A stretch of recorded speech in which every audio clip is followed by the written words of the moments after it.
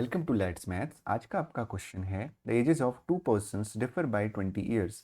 If 5 years ago the older one be 5 times as old as the younger one, their present ages are.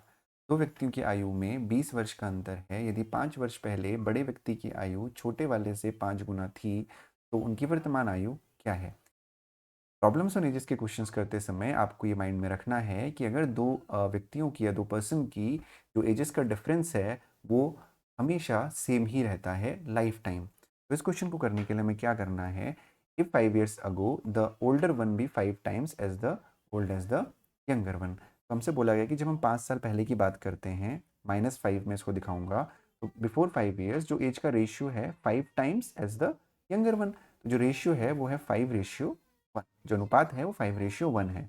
ठीक है, तो अगर अभी उनकी एजेस का डिफरेंस 20 ईयर है तो 5 साल पहले भी उनकी एजेस का डिफरेंस 20 ईयर्स ही रहा होगा। तो हम एज्यूम कर लेते हैं कि 5 साल पहले जो बड़ा वाला है उसकी एज 5x है और जो छोटा वाला है उसकी एज x ईयर्स है, राइट। तो जो उसका डिफरेंस है यानी 5x minus x is equal to 20। तो जो 4x की वैल्यू हो जाएगी वो 20 ईयर हो जाएगी और x की वैल्यू हो जाएगी 20/4, यानी x की वैल्यू हो जाएगी आपकी 5 ईयर्स।